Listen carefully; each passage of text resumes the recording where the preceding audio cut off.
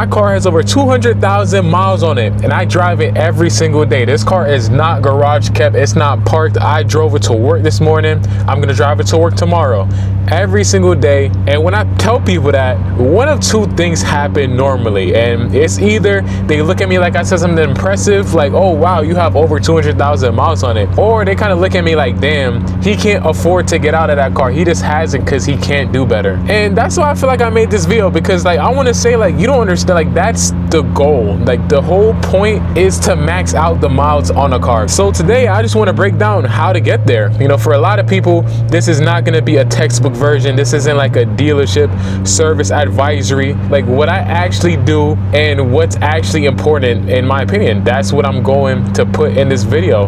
And honestly, what most people skip that's quietly killing their car before it gets anywhere close to this number. So let's get right into the video, guys, and welcome to Zigiwik. I just gotta say that first. Y'all know we out here making these videos where we talk about used cars, money, and a little bit of life, but mainly just the cars, y'all. Let's get right into it, because to start off, the first thing I want to say before I get into the specifics, and I think this is actually one of the most important things in this whole video, is that high mileage doesn't necessarily kill cars. Neglect kills cars. And that sounds like something somebody puts on a shirt. That sounds like the obviously, but I'm telling you in this video because it's actually true. Like I've seen cars with 60,000 miles that are just completely cooked. They got the transmission going out, the coolant has been brown for years, the oil has never been changed or hasn't been changed recently, and these cars are obviously really bad cars. But then on the other side, you have cars that have 230,000 miles that drive brand new because somebody is actually taking care of it. When it comes to cars, I feel like a lot of people focus on the number on the dashboard, but that's not the thing that you really need to look at. The number on the dashboard is just telling you how long the car has been on the road,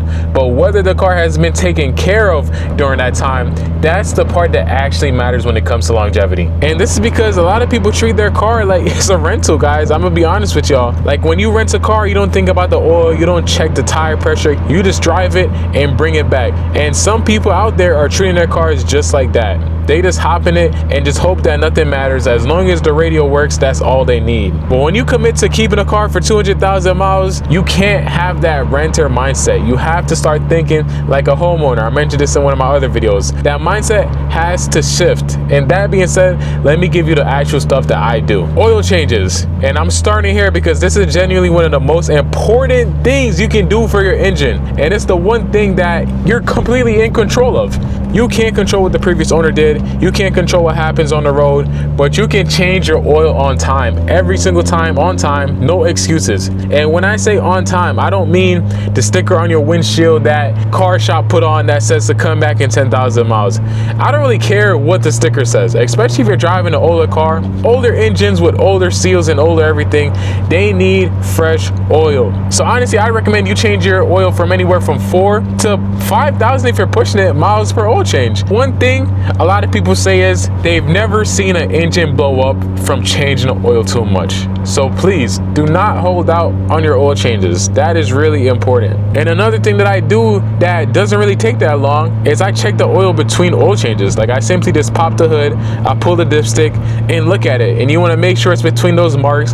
And this is important because a lot of people let their oil run low between oil changes because they don't have that habit of checking it. You don't need to have an oil leak to check for your oil level, so just make sure you keep this into your routine. So now let's get into the other fluids, and honestly, this is where most people fall off. And you know, this is the stuff that quietly kills your car that otherwise had no reason to die, no reason to break, and it's because of other fluids. We talk about the coolant. Most people have never touched their coolant. They've never once drained it and put fresh stuff in. And can you just imagine having a car for years and driving it every single day and never touching the coolant?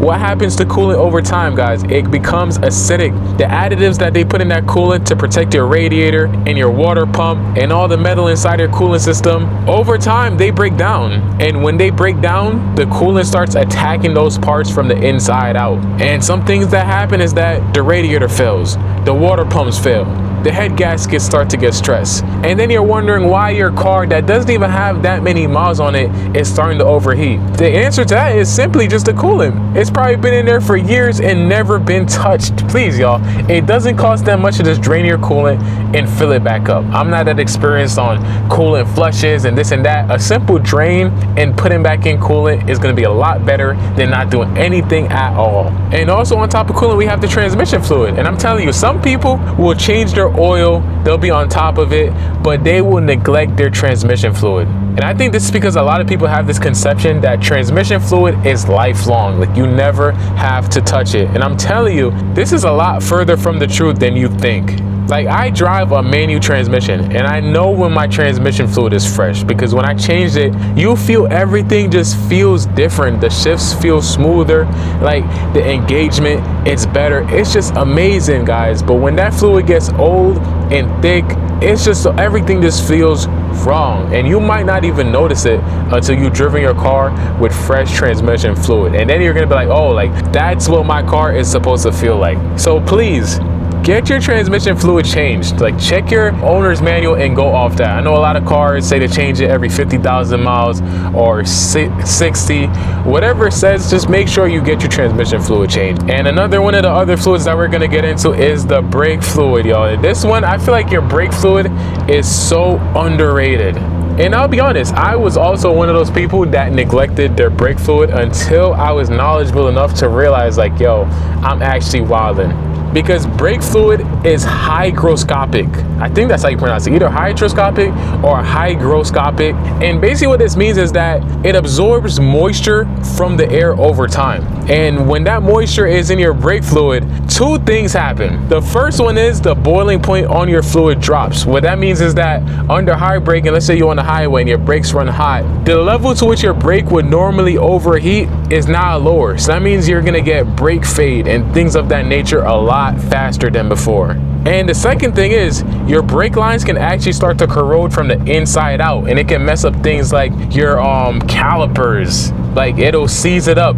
So basically, overall, you just want to make sure you have fresh brake fluid in your system. Change your brake fluid every like 2 to 3 years. It's not expensive. A bottle costs like $15. It's literally a 20-minute job if you know what you're doing. If you don't know what you're doing, go on YouTube and search up one-man brake bleeder system, and that's all. You can do it by yourself. You don't need nobody to open and close a valve. Changing your brake fluid is the easiest thing. Tires, and I'm gonna keep this one simple because, you know what I mean, I feel like the basics is all you really need for your tires. A lot of people overcomplicate it, but it's not that serious. And what you're gonna wanna do is you're gonna check your tire pressure every month, especially every time that the temperature drops significantly around in the fall or the winter.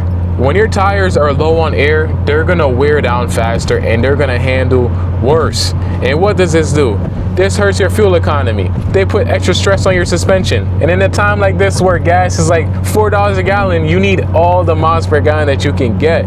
Like, most cars have a sticker PSI range of like 32 to 35 PSI. I believe my car right now has a sticker of 35. So, you know, it's printed on the door jamb. Literally open your door, look at the sticker, go to Mavis Discount Tire somewhere that has free air, and make sure that your PSI is at the correct range. Also, make sure you rotate them every like 5 to 7,000 miles. I think that's when you need to rotate them, but make sure you rotate your tires. Like I normally do when I'm doing my oil changes. I'll look at them, I'll see if the fronts are wearing faster than the back, and I'll just rotate them around. It doesn't take much, and that helps that your tires wear down evenly across all four, and you don't have your front tires going out while your back tires are still fresh. You don't want to run on bald tires. Like, I don't even want to get into the safety argument. If your tires are bald, make sure you change them.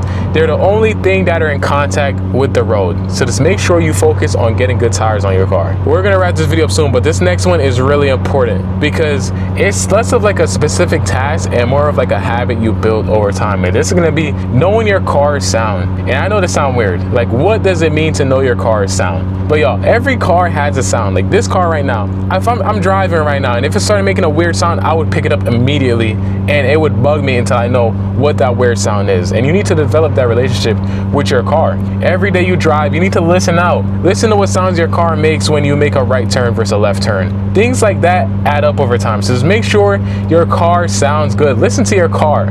Build that relationship with it, and you'll be surprised how many things you can find out just from the sounds that your car makes. And guys, the last thing I want to cover in this video is how you drive matters. And some people don't really want to hear this, and I'm not talking about being boring.